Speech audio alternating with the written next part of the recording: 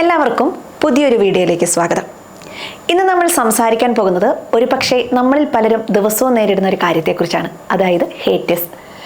നമ്മൾ വെറുതെ വിമർശിക്കുകയും കുറ്റപ്പെടുത്തുകയും നിരുത്സാഹപ്പെടുത്തുകയും ചെയ്യുന്ന ആളുകൾ.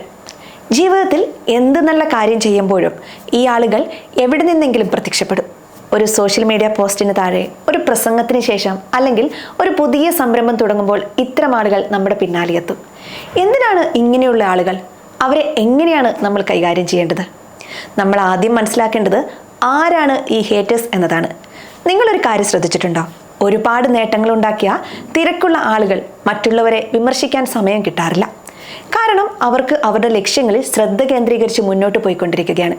പക്ഷേ സ്വയം ഒന്നും ചെയ്യാത്ത, സ്വന്തം ജീവിതത്തിൽ നേട്ടങ്ങൾ ഉണ്ടാക്കാൻ കഴിയാത്ത ആളുകളാണ് പലപ്പോഴും മറ്റുള്ളവരെ കുറ്റപ്പെടുത്താൻ സമയം കണ്ടെത്തുന്നത്.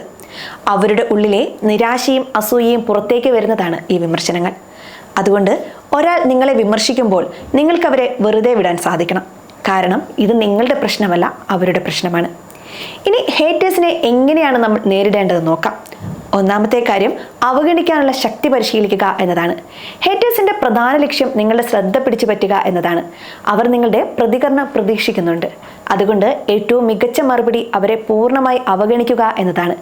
നിങ്ങളുടെ സമയം, ഊർജം, മാനസികാവസ്ഥ എന്നിവയെല്ലാം വളരെ വിലയേറിയതാണ്. അത് നെഗറ്റീവ് കമന്റുകൾക്ക് വേണ്ടി പാഴാക്കാതിരിക്കുക. ഒരു കാർ ഓടിക്കുമ്പോൾ പുറകിൽ നിന്ന് ഹോൺ അടിക്കുന്നവർക്ക് വേണ്ടി വണ്ടി നിർത്തി തർക്കിക്കാൻ പോകുമോ? ഇല്ലല്ലോ. അതുപോലെ തന്നെയാണിത്. രണ്ടാമത്തെ കാര്യം, വിശകലനം ചെയ്യുക എന്നതാണ്. എല്ലാ വിമർശനങ്ങളും ഹേറ്റേഴ്സിൻ്റെതല്ല. ചിലപ്പോൾ നിങ്ങൾക്ക് ലഭിക്കുന്ന വിമർശനങ്ങൾ ക്രിയാത്മകമായിരിക്കാം. നിങ്ങളുടെ വളർച്ചയ്ക്ക് അത് സഹായകമായേക്കാം.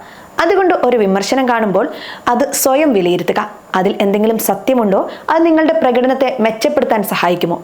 അങ്ങനെയാണെങ്കിൽ ആ ഫീഡ്ബാക്ക് സ്വീകരിക്കുക. ഇല്ലെങ്കിൽ അതിനെ അർഹിക്കുന്ന പുച്ഛത്തോടെ തള്ളിക്കളയുക എന്നൊരു കാര്യം കൂടിയുണ്ട്. മൂന്നാമത്തെ കാര്യം, നിങ്ങളുടെ ലക്ഷ്യങ്ങളിൽ ശ്രദ്ധ കേന്ദ്രീകരിക്കുക എന്നതാണ്. ഹേറ്റേഴ്സിനെ നിങ്ങളുടെ മനസ്സ് അലട്ടാൻ തുടങ്ങുമ്പോൾ നിങ്ങളുടെ ലക്ഷ്യങ്ങളിൽ കൂടുതൽ ശ്രദ്ധ കേന്ദ്രീകരിക്കുക. അവരുടെ കുറ്റപ്പെടുത്തലുകൾക്കുള്ള ഏറ്റവും നല്ല മാർഗം നിങ്ങളുടെ വിജയം തന്നെയാണ്. നിങ്ങൾ മുന്നോട്ട് പോകുമ്പോൾ അവർ നിങ്ങളെക്കുറിച്ച് സംസാരിക്കുന്നത് നിർത്തും. കാരണം വിജയിച്ച ഒരാളെ വിമർശിക്കാൻ ആർക്കും ധൈര്യമുണ്ടാകില്ല. നിങ്ങളുടെ വിജയം നിങ്ങളുടെ ഏറ്റവും ശക്തമായ മറുപടിയാണ്. നാലാമത്തെ കാര്യം, ഹേറ്റേഴ്സിനെ ഒരു പ്രചോദനമായി കാണുക എന്നതാണ്. നിങ്ങൾക്ക് ഒരുപാട് ഹേറ്റേഴ്സ് ഉണ്ടെങ്കിൽ അതിനർത്ഥം നിങ്ങൾ എന്തെങ്കിലും കാര്യമായി ചെയ്യുന്നുണ്ടെന്നാണ്. നിങ്ങൾ എന്തെങ്കിലും വലിയ കാര്യം ചെയ്തതുകൊണ്ടാണ് ആളുകൾ നിങ്ങളെ ശ്രദ്ധിക്കുന്നത്. അതുകൊണ്ട് അവരെ നിങ്ങളുടെ വളർച്ചയ്ക്കുള്ള ഒരു പ്രചോദനമായി കാണുക. എന്നെ വിമർശിക്കുന്ന ഈ ആളുകൾക്ക് മുന്നിൽ എനിക്ക് ജയിക്കണം എന്ന് സ്വയം പറയുക. ഇത് നമ്മളെ കൂടുതൽ ശക്തിപ്പെടുത്തുകയാണ് ചെയ്യുന്നത്. അഞ്ചാമത്തെ കാര്യം, സ്വയം സ്നേഹിക്കുക എന്നതാണ്.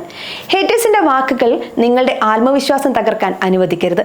നിങ്ങളുടെ കഴിവിൽ, നിങ്ങളുടെ ലക്ഷ്യങ്ങളിൽ, നിങ്ങൾ ചെയ്യുന്ന കാര്യങ്ങളിൽ വിശ്വസിക്കുക. നിങ്ങൾക്ക് ലഭിക്കുന്ന നെഗറ്റീവ് കമന്റുകൾ നിങ്ങളുടെ വ്യക്തിത്വത്തെ നിർവചിക്കുന്നില്ല. നിങ്ങൾക്ക് നിങ്ങൾ ആരാണെന്നറിയാം. ആത്മവിശ്വാസത്തോടെ മുന്നോട്ട് പോവുക. പുതിയ ലക്ഷ്യങ്ങൾ കണ്ടെത്താൻ ശ്രമിക്കുക.